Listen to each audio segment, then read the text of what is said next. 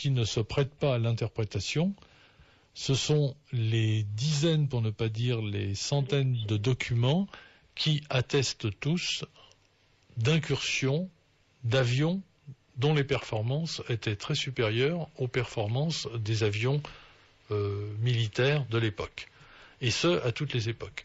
Et là, ces documents, ce sont ces documents que j'exploite, comme on exploite n'importe quel document historique qui est déclassifié. Ce ne sont pas des documents secrets, ce sont des documents que vous pouvez vous procurer en écrivant au FBI ou en écrivant aux archives nationales américaines. Vous aurez les mêmes documents.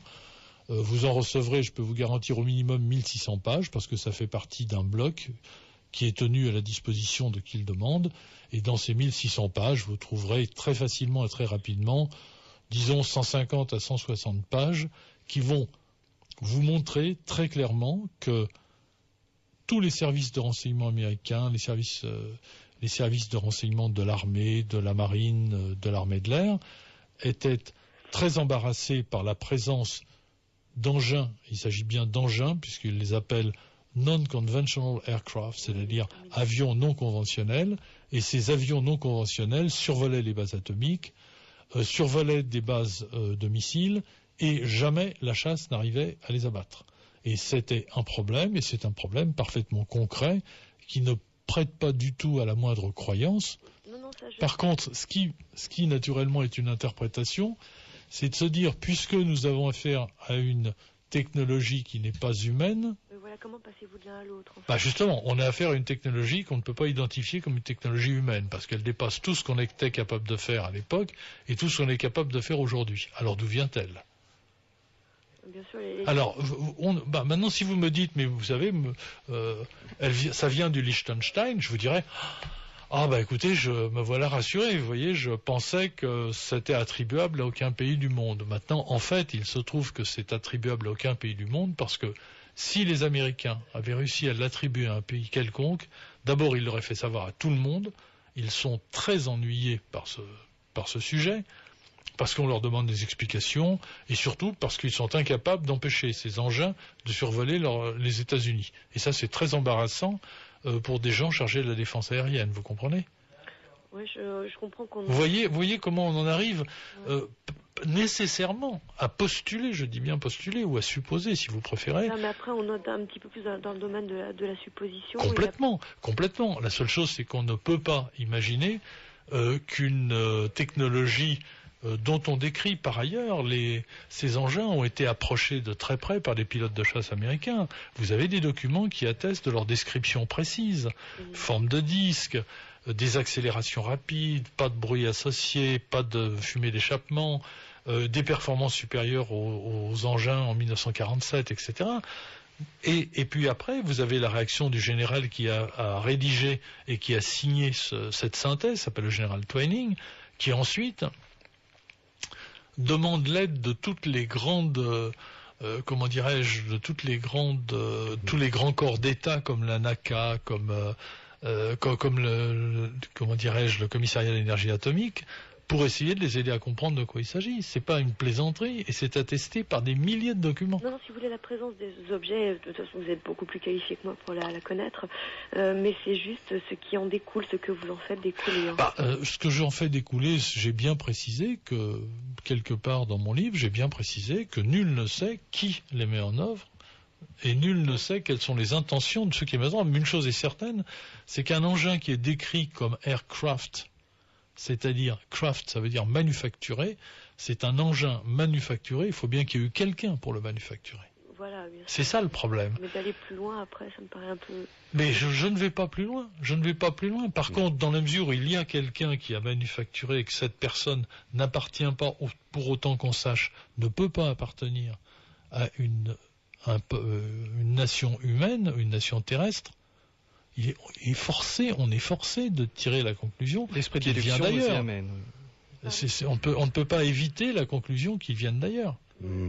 Chloé, c'est Didier, j'ajoute que tu n'as probablement pas lu, mais il est paru fin avril, le livre de Jean-Jacques Velasco. Sa déclaration, après 25 ans d'études, va évidemment dans le même sens. Elle fait grand bruit en ce moment dans les sphères concernées, puisque le CEPRA, son agence, est un département du CNES, Centre national d'études spatiales, ce n'est pas rien.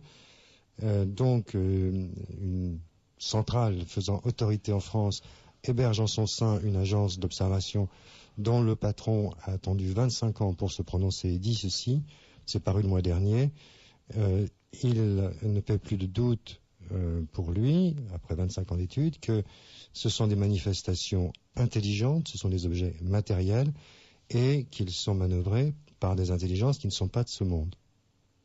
Voilà. Alors, nous, contribuables, on paye une agence pour réfléchir, elle nous conclut cela. Voilà.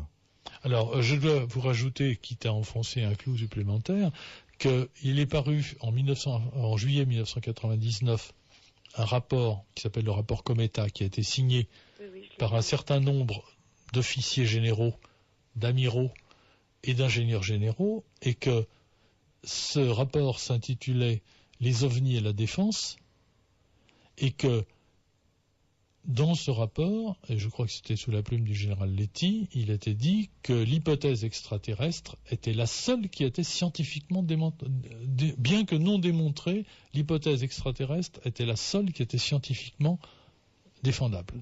Scientifiquement défendable. On a complètement mystifié ce problème extraterrestre, alors qu'en fait, il n'y a pas à le mystifier. C'est quand même simple. On a à peu près 10 milliards d'étoiles dans notre galaxie, on connaît 100 milliards de galaxies, on n'est pas la planète la plus ancienne, la vie a pu apparaître un peu partout, des évolutions ont pu se faire beaucoup plus vite.